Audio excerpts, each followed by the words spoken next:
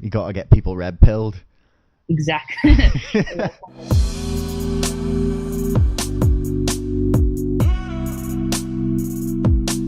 Hello, and welcome to another episode of Chatter, a podcast from The Gist.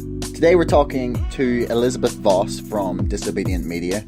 They've been doing some fantastic reporting on the DNC hack, on the lawsuit that's just been dismissed by the Florida judge, and on Debbie Wasserman Schultz in general. We get pretty deep into the Trump-Russia scandal, into the DNC lawsuit, and the future of the Democratic Party. Before we get started, a couple of quick plugs. If you like craft beer, you can sign up with Beer52 and get £10 off your first crate by following the link below. You can enter to win a £500 Amazon gift card. And if you think your opinion is worth people paying you for it, why not give it a try at YouGov, who offer cash rewards for your well thought out responses to their surveys. If you like the show, don't forget to share us on Facebook, Twitter, maybe review us on iTunes or wherever you get your podcasts. So here's the interview. So yeah, welcome to the show. Hi, thank you. Yeah, nice to have you on. Nice to be here. Well, so do you want to get straight down to it then? We want to talk All about right. the DNC lawsuit. Sounds good.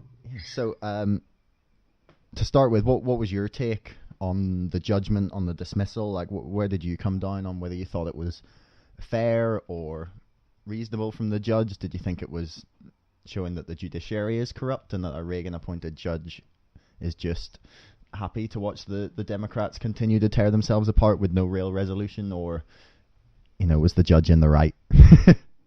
I think it was disappointing that it was dismissed, and I hope that, and I believe one of the people that helped instigate this case was Nico House, and he's indicated after the dismissal that there will be further action against the DNC. So I don't think it's over at this point. I think that a lot of people are very disappointed in what Judge Slock ruled, but I also think that the way in which he worded his ruling on this was not. He didn't deem the lawsuit frivolous. He found that it was too diffuse, and I believe he dismissed it on partially jurisdictional issues. So I don't feel that this is a lost cause, and I don't feel that Slock was. I mean, I don't believe that I'm qualified to make an assessment of whether he was corrupt or not, but I don't think that he was entirely prejudiced in the way that he worded this. I disagree personally with his decision, but I don't think he was totally I wouldn't call him corrupt myself. But again, I'm not qualified to make that assessment. So. Well, no, I would agree with you. I haven't really seen very many people disagreeing with the case judgment. That I think the controversy has come more over how people have taken his sort of opinion on the DNC case. So maybe we should back up a little bit and just lay out what the case was essentially. So do you want to give a summary or? Yeah. So basically, the DNC fraud lawsuit case was brought by Jared and Elizabeth Beck last year after the Guccifer 2 files were published, which preceded the WikiLeaks publication of the DNC leaks, and they made a number of claims, including that the DNC had gone against its charter, which had stated that it would be impartial. And they also, they were claiming basically that the people who had donated to the DNC, believing it was an impartial process in the primary, had been, harmed.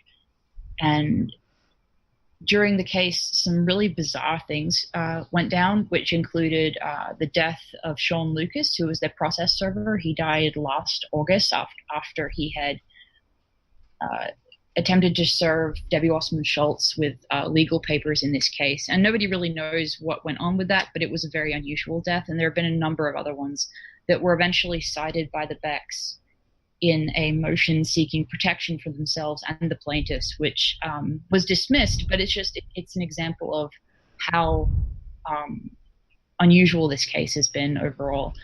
And I think that it's been absolutely shocking the degree to which the mainstream media has ignored this, because it's been both very important and it's been full of absolutely shocking revelations, including defense counsel for the DNC, Bruce Beaver, saying directly that the voters and donors to the DNC had no right to expect that any candidate would have impartial treatment, and they could be disadvantaged or advantaged. And he said that in open court. So yeah, but yeah. One point I do like to take from that, though, is that as horrifying as that is, it's not the DNC personally stating that. That's a lawyer trying to win a case, and therefore I think you have to take it with a pinch of salt. As much as I do agree, it is quite horrifying that was their argument. I think it has to be. You can't just write that off, unfortunately, as the DNC being quite that blatantly impartial and sort of dismissive. That's if you're a lawyer trying to come at something, you're going to take the complete antithesis to your to the case, really. Well, I mean, the fact that they had to mount that as a defense, they couldn't just say, no, we weren't partial, no, we didn't disadvantage Bernie. I mean, that's the fact that they had to resort to that defense. I mean, that's just telling in itself. Oh yeah, no, I totally agree. It's you can draw a lot more from it, but I think sort of overstating the physical words that are being used, you've got to be a little bit careful, because whilst I do agree with you that it's horrifying, there was actually you went on a whole load of different points there. I just wanted to give a general rundown of some of the more important aspects of the case, but just as a starting point. Yeah, no, that's completely fine. It was just I wanted to back up on a couple of things. I wanted to sort of just actually read out the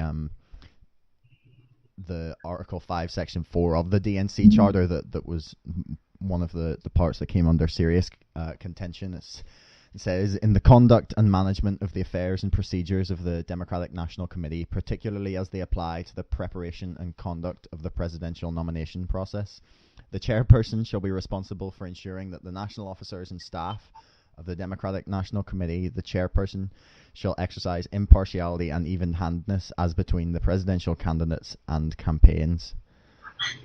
Yeah, and then it goes on to say that the chairperson shall be responsible for ensuring that the national officers and staff of the Democratic National Committee maintain impartiality and even-handedness during the Democratic Party presidential nominating process. And I personally think that's pretty unequivocal, that it has to be fair and it has to be, completely open, but... Yeah, and I mean, Steve was arguing that was not actually a contractual obligation, despite that wording in the charter. And I think that was ludicrous to most people who heard that and who understood what he was referring to. That they wouldn't be legally bound to following their own bylaws is kind of, what do you take from that other than the fact that they are? Yeah, well, even the judge was a bit, I think, horrified, or he said that in his dismissal, he said that for their part, the DNC and Wasserman Schultz have characterized the DNC Charter's promise of impartiality and even-handedness as a mere political promise, political rhetoric that's not enforceable in federal courts. The court does not accept this trivialization of the DNC's governing principles. While it may be true in the abstract that the DNC has the right to have its delegates go into back rooms like they did, or like they used to, and smoke cigars and pick the candidate that way, the DNC, through its charter, has committed itself to a higher principle. So I think it's quite obvious that the judge, whilst he assumes that their allegations are correct, and we can see nearly all the evidence from the WikiLeaks dump of emails from the DNC hack that gives us sort of a look at nearly all their evidence, and he was assuming that the evidence and the allegations were true. Like, they couldn't drill into it further. But you did mention before we started recording there about how you felt that was, what's the word I'm looking for? Well, it's a tricky subject. It's not like he didn't endorse their claims as true. He was taking it, he was evaluating it hypothetically as if it was true. But when Jared Beck spoke to H.A. Goodman and Jimmy Dore after the dismissal came out, he said that what Judge Slot could have done is he could have dismissed the allegations outright. He could have said, I don't believe that this is, he could have called it frivolous, and he didn't. And the fact that he... in his hypothetical, the fact that he was taking it seriously spoke to the legitimacy he did feel that it had. But that also doesn't mean that he was ruling that they were ruling that. Does that make sense? I know it's a complicated topic, and I'm not a legal mind, so that's my Yeah. Well, I studied law at university, but I haven't really done much with it since. But yeah, well, then you have a lot more information on this than I would as far as that background. But well, it just means I'm slightly more used to reading judgments, so it means I'm drilling into it and getting really interested, whereas most people are probably falling asleep. But well, what was your take on that, on his wording then? Yeah, I feel like that Glenn Beck made a very good point, Jared Beck made a very good point when he was talking to Jimmy Dore about the case, and that the judge could have just said, no, these allegations are ridiculous.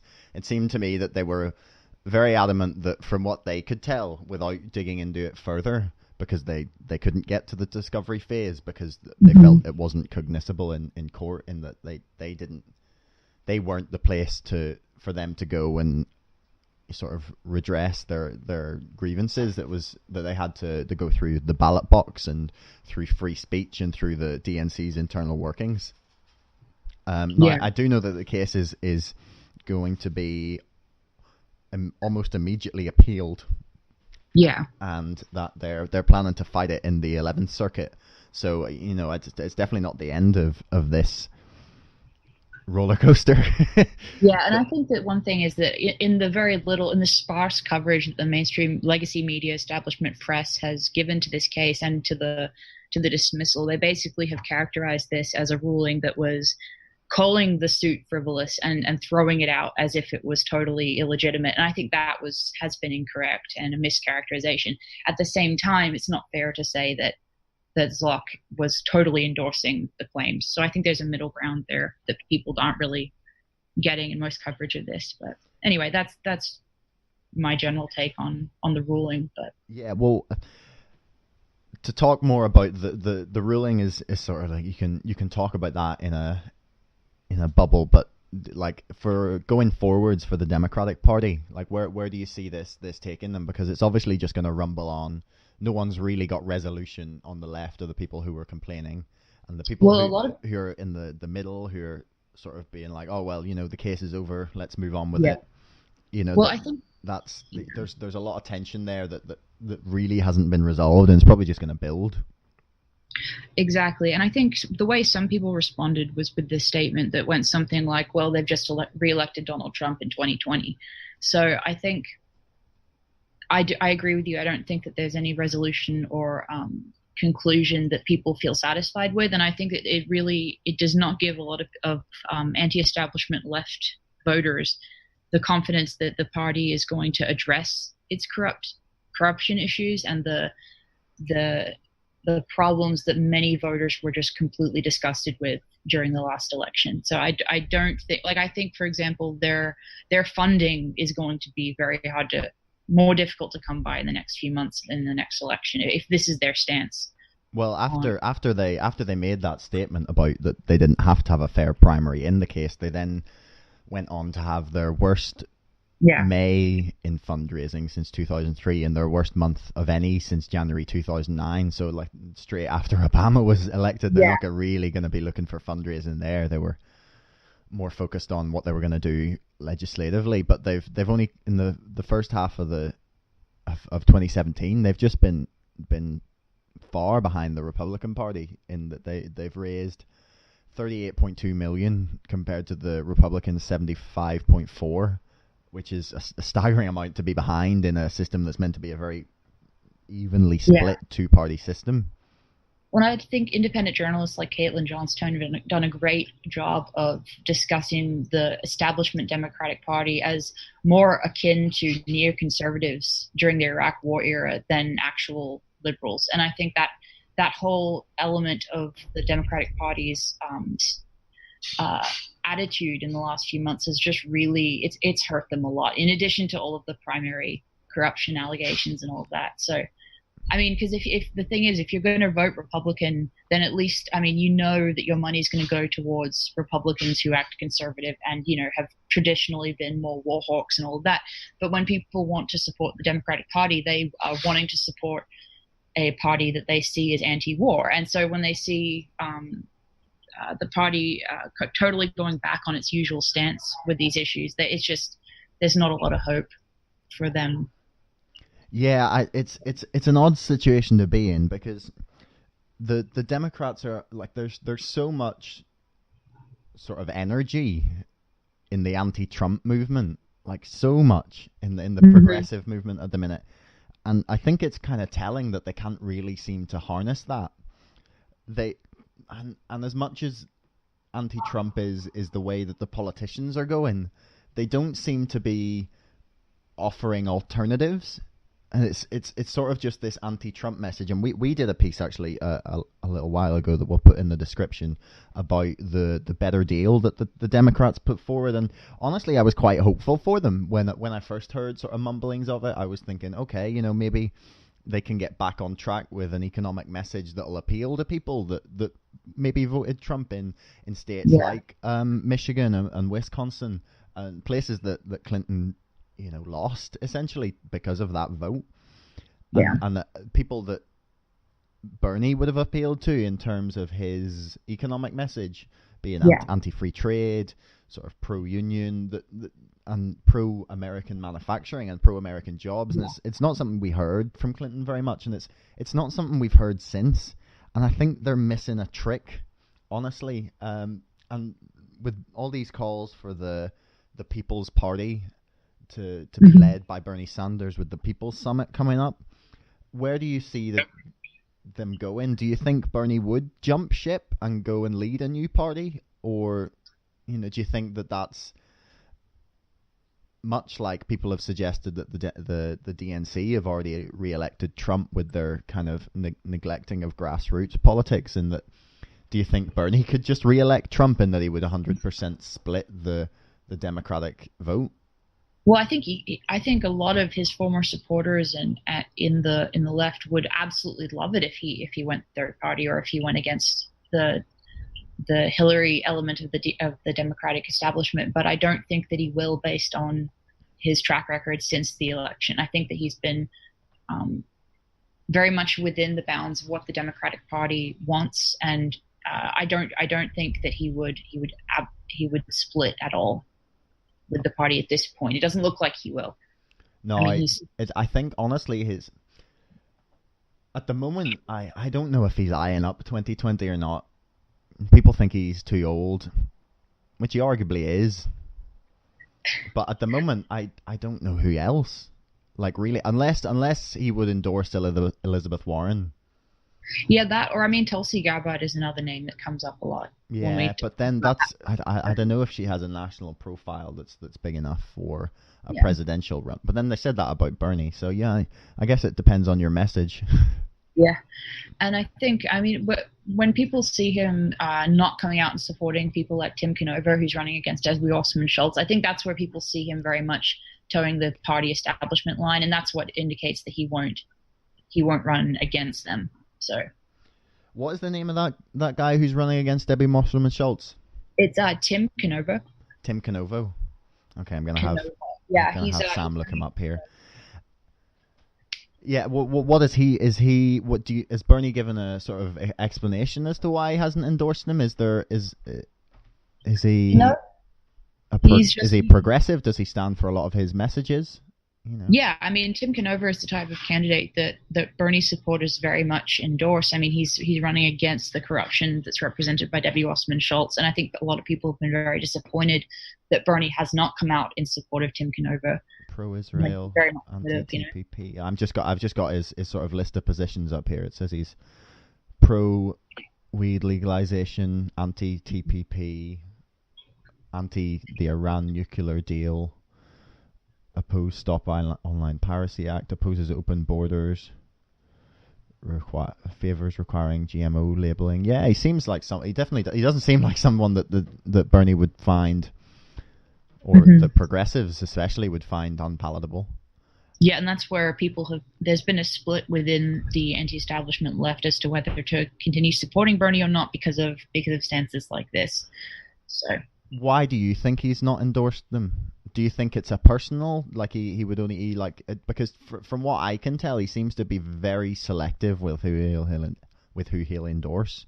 Well, as you mentioned before we started recording, Sanders has a long record of working cross party lines, and I don't know whether it's a personal choice for him. I don't know what's going on in Bernie's mind, but I think that what it looks like is that he's towing the establishment line for whatever reason right now. And that's why a lot of people have a problem with him at the moment. I mean, within the anti-establishment left, a lot of people have a problem with that stance, not with Bernie himself. Well, it could be, as we kind of touched on very briefly there, that it's, so throughout his 40-year career, Bernie's been, like, as we said before, he's been an ideologue in one way, in that he stood for the same message for 40 years. But he's been pragmatic in his crossing of the aisle, and he's been pragmatic in the way he's used his amendments. And I think it's probably just another example of him being not just a very sort of principled guy, but he's a very savvy politician. Like, he knows what to say at the right time, and I think it kind of suggests that he won't be jumping ship to the People's Party, because, and maybe people need to realize that the way to get him elected is not to unfortunately to form a new party. Like, that's a seismic shift. If you want to, you take the infrastructure that's already there with the Democratic Party, you can get the whole party behind him if he runs in 2020, or if he is part of the, say, Elizabeth Warren campaign. That I think him staying within the party gives him far more power to influence legislation, to influence party policy, to influence what the party is focused on, and to kind of attempt to jump ship. And while some people might go with him, I think it's kind of, I don't know, it's ideological for them to push we have to be perfectly anti-establishment in order to get anything done. Well, I don't think it's a puritanism to expect the basic lack of corruption that would go along with, having allowed Bernie to have a fair primary process last year. And I think that a lot of people don't see it so much as needing to be perfectly anti-establishment, but they see that the party is acting in a way that is so unaccountable to its voters that there's no point in working with it. I think a lot of people have lost hope that the party is going to listen to them in any way. And I mean, I think they expected more from the Democrats versus, for example, the Republicans, who, were never going to listen to the interests of poorer or minority communities anyway. But to see the Democrats go this route has been just disheartening to a lot of voters. So, yeah, why do you think they persist with their, and I don't like using this phrase, but identity politics kind of message? I don't honestly understand why they think that's a good way to go. Is it because that means that ultimately their donors don't have to have a tax hike, or don't have to face a more sort of redistributing economy, that there's going to be higher taxes on the top end, like that's the message that the left will be pushing economically, and that their donors don't like that, so they have to push the anti-establishment, or they have to push the anti-Trump message, just as their main thing? Or, where do you stand on that? I think that the shift to a focus on some identity politics issues is again, I think, like the playing up of the Trump-Russia issue. I think that it was a way to avoid having to address their own corruption and their own flaws, which were so obviously revealed by the DNC leaks being published. And I think that it, like other social issues, it's a hot button topic that gets people talking and it distracts people from more serious issues, like you're talking about when it comes to the economy and when it comes to the Democrats having any real policy to help people in those areas. So I think it's basically a way to cover up their own weaknesses. But as far as moving forward, I personally don't have a lot of hope that they're going to do anything except continue what they have done as far as all of these distractions, and whether it continues to be identity politics or some other issue. I just think it's hiding the lack of substantial policies that they have that are helpful. And I think that a part of that comes from a sense that the real constituents of the Democratic Party at the moment are not their voters. It's the people, as you're mentioning, donors who pay them, which, include a lot of corporations. It's not paying them, it's just a donation. Yeah. Oh, yes. They're Just so, just a contribution. yeah. They don't expect anything. Oh, of course. Yeah. And I mean, lobbying is the huge industry that is. I'm sure has no influence on that at all. But No, no, of I course think, not. yeah. I think that the level of money in politics in America is. I mean, I grew up in Australia, and I was used to the system where it's like, if you were caught being given money from a company or outside of the normal parliamentary, election process, you would have been. I mean, that was like illegal, and you would have been sanctioned. But here, that's legal. In America, that's legal, and I think that it's just totally shocking the degree to which it divorces parties from their voters and constituents. And I think that's the real problem Yeah, with it's right now. absolutely shocking. Sam, can you look up the figure how much someone needs to raise as a politician in America? I think it's, maybe I'm wrong, Yeah, but I think it's you have to raise like 1.3 million a week or something like yeah, that for the entire time you're in office. exactly.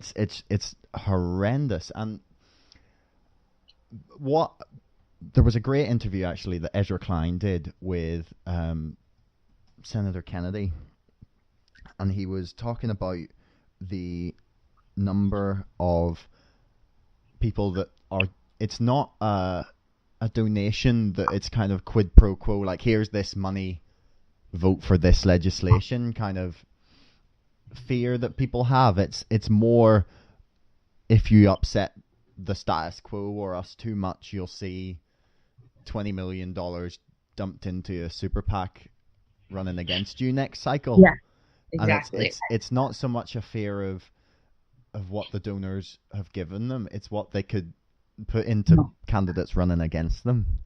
Yeah, and you see a lot of corporations funding both sides of the aisle regularly because of that. And I think that has been a major problem for, like, it's a major reason that the Democratic Party has stopped serving its constituents and stopped promoting policies that would help them as opposed to these corporations. So, for example, you have Hillary Clinton running last year on a partially pro-fracking uh, campaign platform, and that is something that the anti-establishment left is completely horrified by. But it's a platform that pleases corporate donors. So I think the idea that that type of money does not influence politics would be absolutely absurd. Yeah, well, I think the most horrifying graph in world politics potentially is that there's a graph that it's how much? 1 million for a House seat and 10 million for a Senate seat. Wow, that's Like 1.5 million, really. 1.5 million for a House seat. Wow, that's a lot of money. Yeah. And that it there, yeah, as I was saying before, there's the graph that maps the correlation between public opinion on an issue and the likelihood of it passing through Congress and it was just no correlation at all.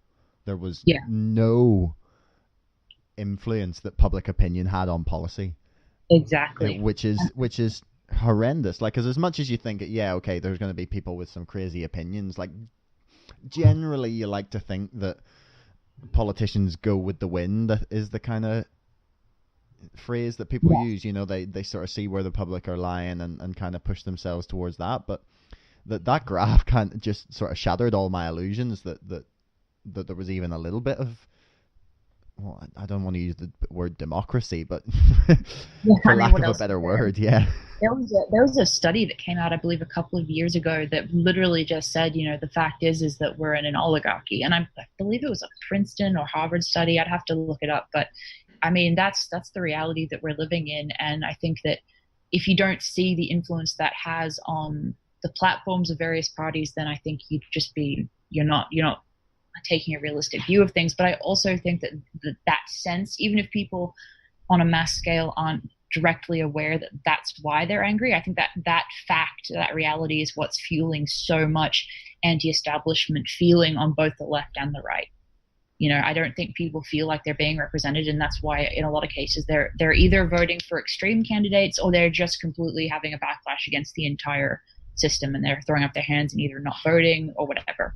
So Yeah, it seems to be a problem that we're having in the UK as well, in that no politicians, especially on the more extreme sides of arguments, and on the right wing more than the left, I would say at this point, but people's views aren't really being represented. Like, Absolutely. even though the Conservatives in the last election got 43% of the vote in the UK, we had, I think, a lot of people just sort of holding their nose and voting Tory because they didn't want to vote for the alternative.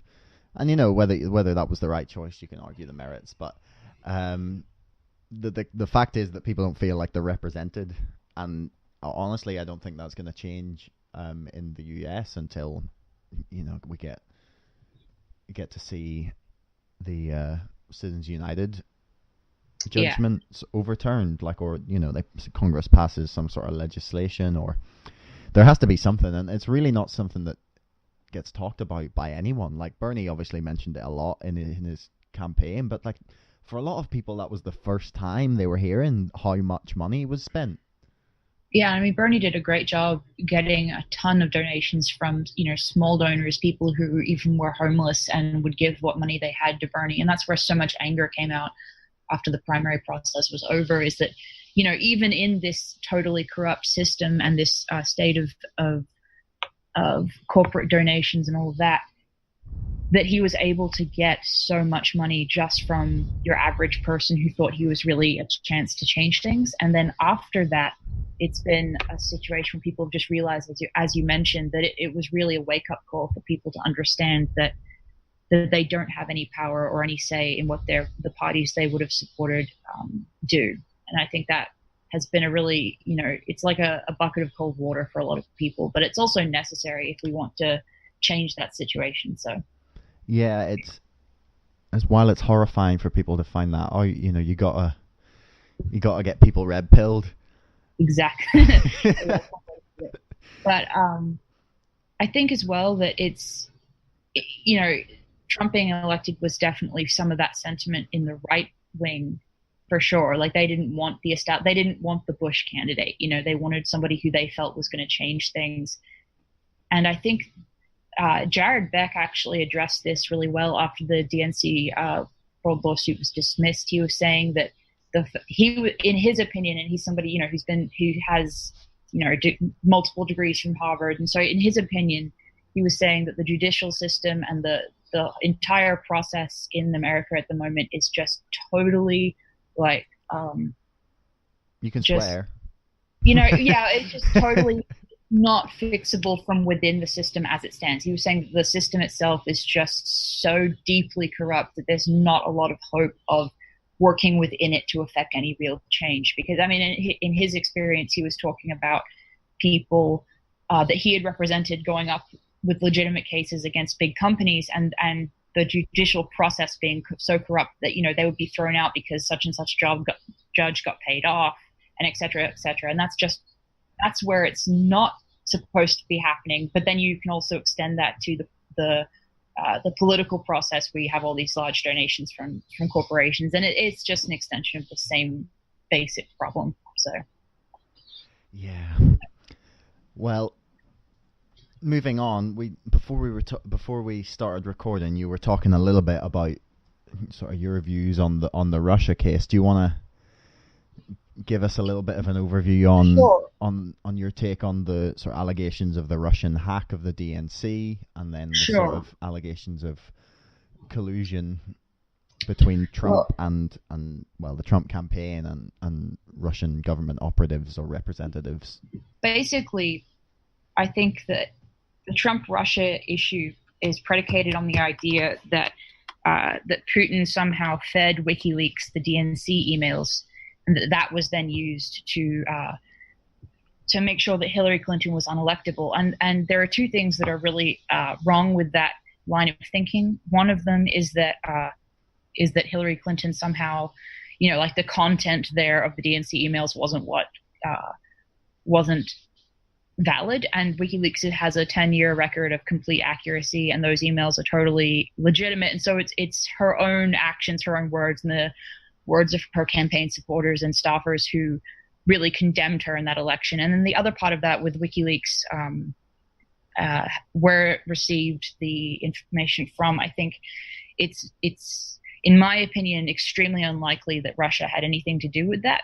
They've said publicly that it was they did not receive that information from a state, and it's been Assange implied that it was possibly from Seth Rich, but he didn't confirm that.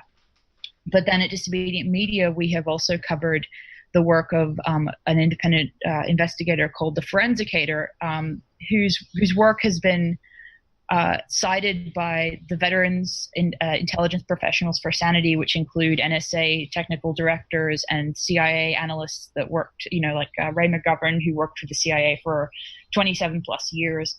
And they used that information that we reported on to send a memorandum to Trump saying that it's likely that Russian hacking did not take place. And so what I'm saying is that I think it's very unlikely that Trump Russia was, or anything to do with that, is what caused Hillary to not be elected. And I think that as far as like collusion politically with Russian supporters, I think that the average normal state of foreign affairs and diplomacy is to speak to ambassadors and that type of thing. So I don't see anything particularly wrong with that. And I think, but if you're going to label that collusion, and I think you also have to look at things like the Podesta Group and Uranium One, where I believe they sold about 20% of the U.S.'s uranium store to Russia. So I think if you're going to talk about that type of collusion, I think the conversation is kind of empty and lacking without discussing other areas of that. So. No, that's definitely legitimate. I think what makes me laugh a lot is the idea that it has to be one or the other is corrupt. That people scream, if someone talks about Trump Russia to a Trump fan, they'll be like, but what about Hillary and the emails and the uranium, and people just think that they're completely denying Trump any sort of Trump contact, and I think it's very plausible that they're both just horrendously corrupt. Like the Clinton Foundation was shut down after the election. Something I only actually discovered quite recently, which I was shocked about. But I think with the hacking story, it all gets melded in together in where it needs to be. There, to me, there's a very clear sort of cut. There's the DNC hack in one area, and then there's the hack in terms of the kind of fake news, Russian programmed bots that were appearing on a lot of social media sites and on Reddit as well. You'd get a lot of bots sort of posting things, and a lot of sort of just, people suggesting hired operatives and whatnot, like trying to subvert the social media conversation and like drive polarization. And I think there's sort of legitimate points there that people have made about it, and that could have been part of what influenced maybe a few people, and it kind of stoked the fire. And no, I agree with you that there's a need to look into both sides. And with the investigation that's going on, Robert Mueller's investigation, I'm really intrigued to see where it goes, because from what I can tell, he's not really looking at the DNC hack. Like that, there hasn't really been any mention of that. It seems to more be sort of talk between the Trump campaign and Russian operatives about what could happen once they were in office, more so than what they were doing to. Well, there is that phrase in the Donald Jr. email, but I feel like there was very much when they went to talk about the Magnitsky Act and about the adoption cases, when that sort of dispute came up, the Magnitsky Act, which was sort of related to adoption cases in that that Putin put in sanctions against America that said that they couldn't adopt any Russian children after America imposed sanctions through the Magnitsky Act. So the two are kind of related in that one was a result of the other, and they went to talk about that in a meeting, and they mentioned it. And to me, it looks like there was talk of what could happen post-election, just as much as there was sort of things being talked about, sort of support during the election. And I think it's still very plausible that Trump himself might have been completely out of the loop on all this, because we haven't seen anything from him personally. It seems to be a lot of his lower downs that maybe we're reaching out uninstructed, but I don't really see that as being the way that the Trump organization functions. But I could be wrong. I haven't got inside knowledge of working there. Where do you stand on the whole thing that's going on? Are you just very much sort of a wait and see person? Well, I think that for backing up just a bit to your point about social media and the idea of Russian bots, I think the flip side of that too is that Correct the Record by David Brock, who was a Hillary associate, was equally and substantially. I mean, they were reported in mainstream media to be hiring people to go online and to support Hillary, like with propaganda type techniques. And 100%. I think where people draw the difference is that it's a foreign government and not just a American company. But sorry, go on. Yeah, well, and the other part of this is that, I mean, and the DNC leak, there's no evidence that's been made public that there ever was a hack, and that those claims have been made by a private company named CrowdStrike, who was working with the DNC. So I kind of think there's a little bit more going on. Do you want to go a bit deeper into that? I know you're pretty well versed in what's gone on there. And I mean, I'm relying on the work of a couple of people, the Franz Kater and Adam Carter, who have both done really stellar research into this area. But from their work, what it looks like is that the DNC was working with this company, CrowdStrike, who has, former FBI assistant directors and all sorts of well-connected people that lead that company. And they are the only company that has ever examined the DNC servers, and they had made the assessment that there was a hack, but they have not provided any public evidence of that. And as far as I know, the FBI and no American authority or agency has actually looked at the DNC servers, and they've never said themselves from their own personal, like their own analysis of those servers, that there was a hack. So I think that, that is very much up in the air, and I view it as a leak.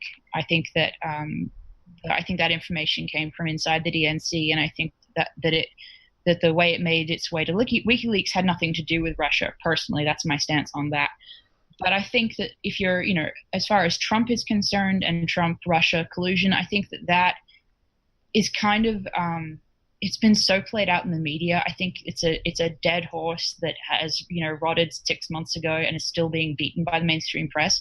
But I think there are definitely ways to legitimately criticize Trump very much for, the what was it, $100 billion deal he made with Saudi Arabia for arms, his actions in Syria, bombing Syria, and it's just there are a lot of issues you can take with his presidency so far that I don't think really have to rely on Trump Russia.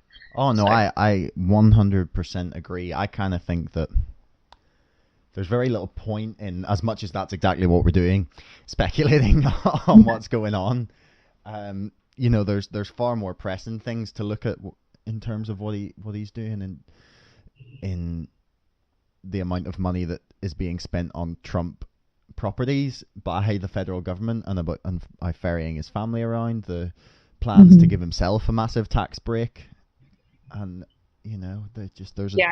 is withdrawal from the Paris Climate Agreement, is like pushing of coal.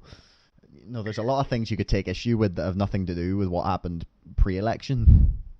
Yeah, I mean, because a lot of that is debatable, but I think there are some very solid ways that you could, very effectively criticize his presidency without having to rely on speculation. And I think, for example, his our continuing support of Saudi Arabia, who are basically committing genocide in Yemen, as far as I'm concerned, I think that's a huge topic that nobody in the mainstream press seems to address. And so, I think that there are important issues that his presidency has not done well on, but I don't personally see Trump Russia as the important aspect of that. So yeah, but to be fair, to like all credit to the Washington Post and the New York Times for they've done some fantastic investigative reporting in terms of what's going on, and revealing email leaks and reporting on bits and pieces from the Mueller camp and from their raids on Paul Manafort's house. The FBI did, about the team of highly trained lawyers that he's assembled, and on sort of uncovering a lot of the stuff that has then been sort of confirmed, such as Donald Jr.'s emails that came out, and the set of emails that come out the other day there from like a Trump surrogate or advisor that was between them and Russian agents, you know, that but I do agree that we've kind of washed over everything that Hillary was involved in, and it's kind of just been condemned to the annals of history. And you know, in a way you could argue they got away with it, but then, you know, they didn't win the presidency, so.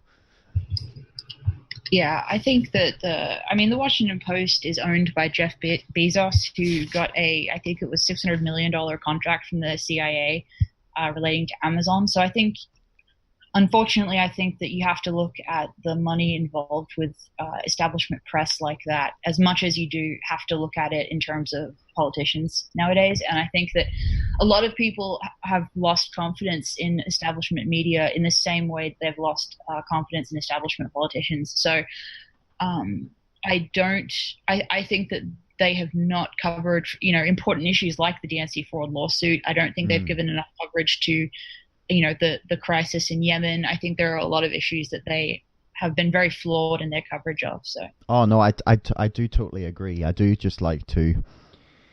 I have a point that I always like to make when people are just, not that I'm saying that this is what you're doing at all, but when people are just flat out, no, all mainstream media is all bad.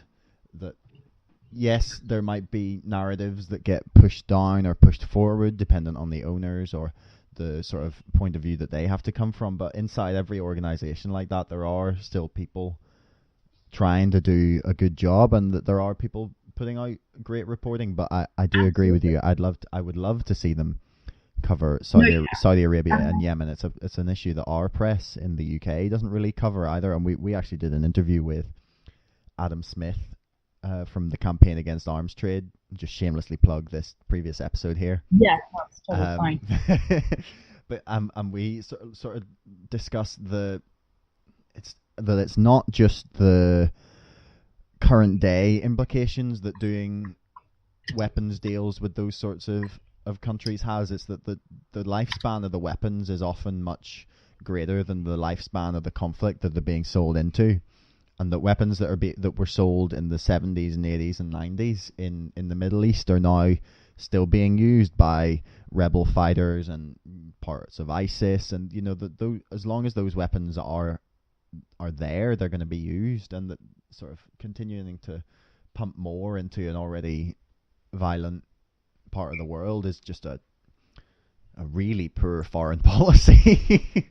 Yeah, I completely agree with that. I think that as well. I mean, just more recently, I mean, the U.S. was indirectly supporting the White Helmets, which is a group in Syria that were lauded as, you know, somehow like well-intentioned rebel groups. And, you know, it was shown time and again that the people involved with the White Helmets were absolutely involved with atrocious human rights abuses, and they were also deeply involved with ISIS. So now that we've turned around and we've started bombing these same rebel groups, we have a pretty schizophrenic foreign policy as far as I'm concerned. So, and again, all of that is an area that can be heavily criticized as far as I think some of Trump's actions. But I also, to your point about legacy media, I think that there have been some really great individuals that have shown their colors as really fair reporters, such as Patrick Lawrence of The Nation. He did a great job talking about our coverage of the Trump, the DNC leak as opposed to a hack. And then you have a lot of other, like there was a writer at Salon who did a very fair article on that. So I think that there are some people that have integrity in the mainstream media. I just think that overall, as far as similar to the way that people are satisfied with their politicians overall not representing them, I think that a lot of people feel that mainstream media generally does not represent them. So yeah, it's the media confuse me a lot, to be honest, with some of their positions that they come out with. I struggle to decipher when sometimes they're covering something because they're being told to push it, whether, you know, it's just what they want to cover, and whether, you know, sometimes they're playing 4D chess with the way they're trying to manipulate a narrative.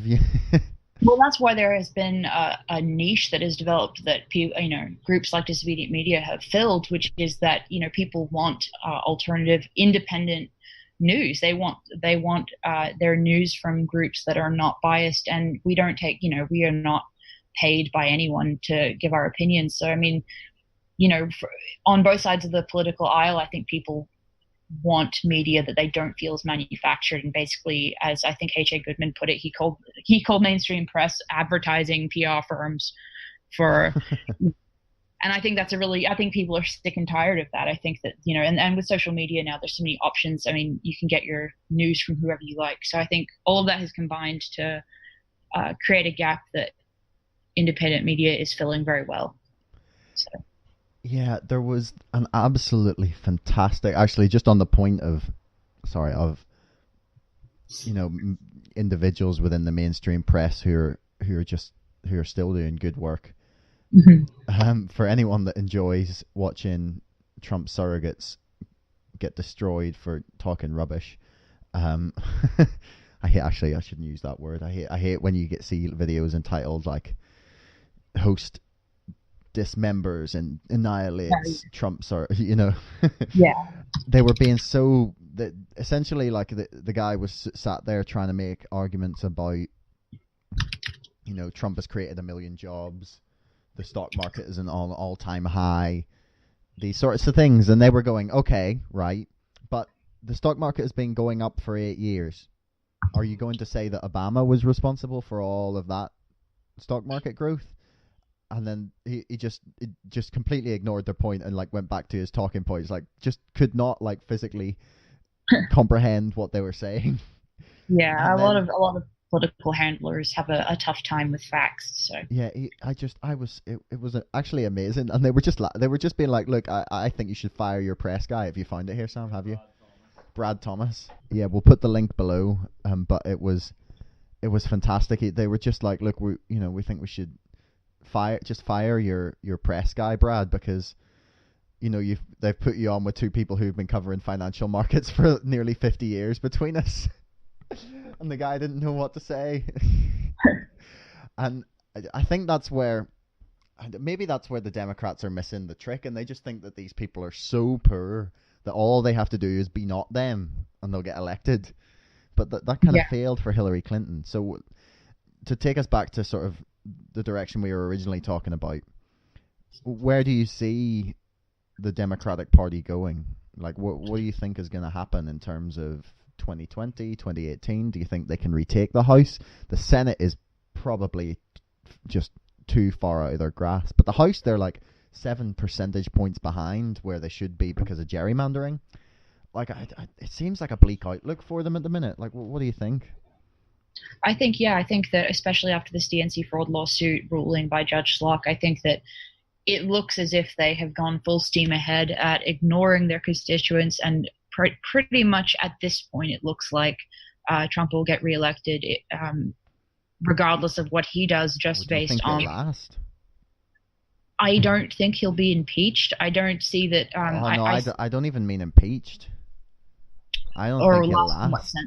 What do you mean? In what sense? I think he'll resign. I think he's gonna at some point. This is just me, spitballing here, but I think at some point it's gonna get too much for him, because as much as he rode to success on his amazing ability to manipulate the media and essentially insult his way to the presidency, he isn't a legislator. And he's not a politician.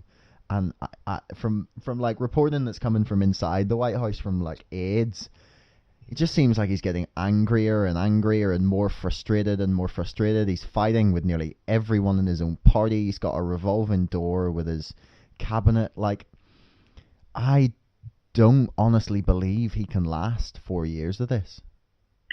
Like, I think he might at some point throw up his hands, quit, and start his Trump TV thing that was floated before he was, when he was expecting to lose, essentially.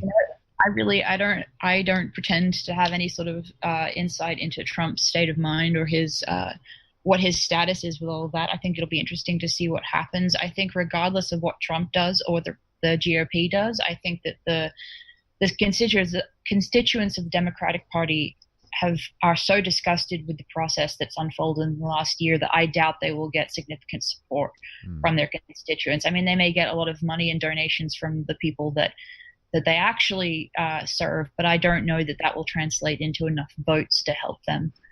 Well, it just remains to be seen what will happen with that. But we've just as far as Trump, idea. Sorry, we've just got a stat up here. Actually, it says that if 84% of the people who come out and voted Democratic in 2016 come out in 2018 and vote Democratic down the ballot, that the Democrats would retake the House of Representatives. But 84% is still a big number for an off-year House election. You know, I'm not sure what turnout is, but I know it's generally just way down in midterms. But then they're in opposition, so you might see them have the energy with that sort of anti-Trump sentiment. Yeah, I think that will play some role, but I also think that there is so much division in the party at the moment when you have them supporting people like Kamala Harris, who have been, pro basically policies which are totally against what the Democratic base is for. I think that this type of decision is absolutely against the party's interests as far as its constituents go, and I think that if they continue down that path, it's just not going to be good for them at all. So as far as the anti-Trump energy, I think that by the time we have an election, whether it's midterm or, I think that may have run its course by that time. And I think that the dissatisfaction of the public with both the media and a lack of political representation, I think that in some way will manifest in both the midterms and the next presidential election. I mean, it remains to be seen what form that dissatisfaction and backlash will take, but I think you'll see it in some way. So we can all dream that everyone will go vote Green. Maybe someone slightly less controversial than Jill Stein. I think they'd have a shot. Maybe even just getting to that 10% threshold, but yeah. But I think even if it's not voting Green in particular, I think there will be some type of, public vote of no confidence, basically. And whatever form that takes, I think you will see that, because it doesn't look to me as if there is any indication that both sides of the aisle have taken any heed towards the dissatisfaction of the public. And I think that it's only going to get worse from here, unfortunately, I think. So. Well, on that cheery note. Yeah. Thanks so much for coming on the show anyway. No problem. Thank you very much for having me. And you can find Disobedient Media at Disobedient News on Twitter, and I'm on Twitter at Elizabeth Lee Vos. So we'll put all the links in the description. Great. Thank you so much for having me. I really appreciate it. Not a problem. Thanks very much for listening. Tune in next week where we'll be talking to Luke Pollard, who is a YouTube philosopher, and Harry Fohn of the UK Libertarian Party. If you have any requests as to who you'd like to hear us speak to, feel free to send them in to us. And until next time, thank you.